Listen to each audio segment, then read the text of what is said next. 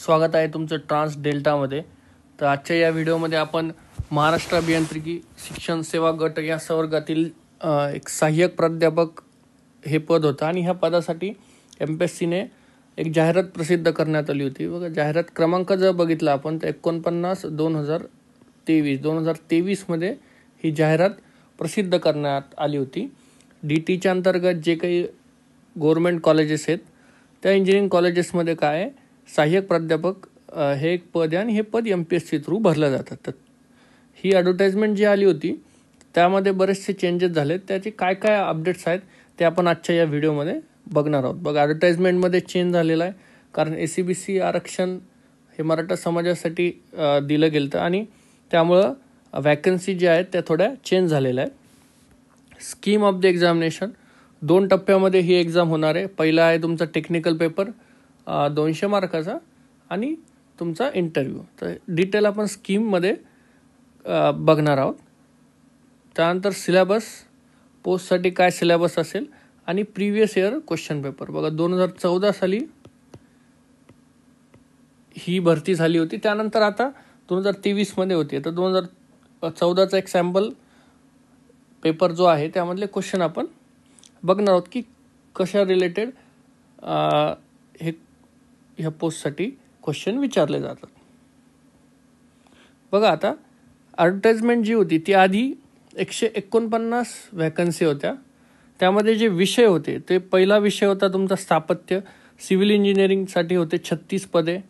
त्यानंतर यंत्र अभियांत्रिकी म्हणजे मेकॅनिकल इंजिनिअरिंगसाठी 8 हे असे टोटल विषय होते आणि ह्या टोटल विषयाची जी पदसंख्या आहे ती समोर दिलेली आणि असे हे टोटल जे विषय आहेत त्या सगळ्या विषयाची मिळून 149 पदे जे आहेत ते भरल्या जाणार होते आणि त्याचं जे काही डिस्ट्रीब्युशन आहे की OBCला किती, SC STला किती.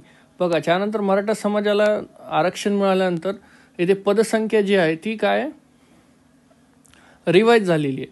म्हणजे आधी 149 पदं होते, त्यानंतर पदसंख्या जी आहे ती थोडी कमी झालेली आहे. तर कमी फक्त तुमची जे अणुविद्युत व दूरसंचारण जे आहे तिथे जास्त बदल झालेला आहे. बाकी जर तुम्ही बघितलं तर स्थापत्यामध्ये पदं वाढलेली आहेत, मेकॅनिकलमध्ये पण 1 पद वाढलेलं आहे. अशा प्रकारे जे काही तुमचे विषय आहेत त्यामध्ये थोडेफार चेंजेस झालेले आहेत आणि ही आहे तुमची रिवाईज ॲडव्हर्टाईजमेंट. आता जर तुम्ही स्कीम ऑफ एक्झामिनेशन बघितलं तर टोटल जे आहे ते 250 मार्कासाठी 250 मार्क काय आहेत हे टोटल एक्झामसाठी असणार आहेत. त्यामुळे जर तुम्ही बघितलं तर टेक्निकल पेपरला 200 मार्क असणार आहे आणि टेक्निकल पेपर झाल्यानंतर अकॉर्डिंग टू दी स्कोर तुमची लिस्ट लागेल आणि तुमचा इंटरव्ह्यू होईल, तो असेल तुमचा 50 मार्काचा. असे म्हणून तुमचे टोटल मार्क किती होत आहे, 250 मार्क होत आहे. बघा, आता हे 200 मार्क जे आहेत त्यासाठी तुमचे टोटल क्वेश्चन किती असणार आहेत, 100 क्वेश्चन असणार आहेत 200 मार्काला. आणि ह्या 100 क्वेश्चनसाठी तुमच्यासाठी टाईम जो आहे तो असणार आहे 60 मिनिट. 60 मिनिटामध्ये तुम्हाला ऑलमोस्ट 100 क्वेश्चन हे सॉल्व करायचे आहेत आणि ते आहेत 200 मार्कासाठी. बघा, आता याच्यासाठी सगळ्यात मेन आहे की 1/4 निगेटिव्ह मार्किंग आहे का, तर यस, 1/4 निगेटिव्ह मार्किंग आहे. जर तुमचा एक क्वेश्चन चुकला तर 1/4 मायनस काय होतील, हे तुमचे 1/4 मार्क काय होतील, मायनस होतील. त्यामुळे तुम्हाला क्वेश्चन सोडवताना हा केअरफुली सोडावा लागणार आहे. तुम्हाला तो क्वेश्चन ॲक्युरेट येत असेल तरच तुम्हाला तो अटेम्प्ट करायचा आहे. तर हे काय होतं तुमचं स्कीम. तर नेक्स्ट बघितलं तर आतापर्यंत वेबसाईटवर फक्त सिव्हिल आणि इलेक्ट्रॉनिकचा सिलेबस त्यांनी अपलोड केलेला आहे. पण जर तुम्ही सिव्हिलचा सिलेबस बघितला, हा इकडे मी गेटचा सिलेबस दिलेला आहे 2024चा आणि हा रिसेंटली MPSCने 11 तारखेला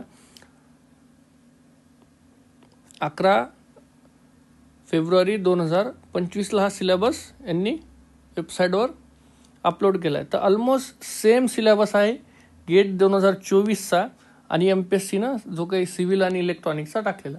त्यामुळं उरलेल्या ब्रँचचे जे सिलेबस येणार आहेत तर त्याची वाट बघू नका.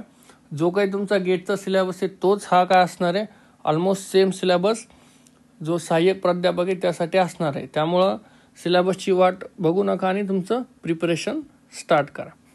बघा, आता हे काही मी प्रिव्हियस क्वेश्चन पेपरमधले क्वेश्चन इथे बघितलेले. तर इलेक्ट्रिकलचे 2 क्वेश्चन आहे. पहिला क्वेश्चन व्हॅटमीटरवर आहे आणि दुसरा जो आहे तो CROवर विचारलेला आहे. तर ह्या लेवलने काय येतील तुमचे क्वेश्चन हे एक्झाममध्ये येतील. तुमचे काही डाऊट्स असतील तर तुम्ही कमेंट सेक्शनमध्ये मला विचारू शकता. थँक्यू.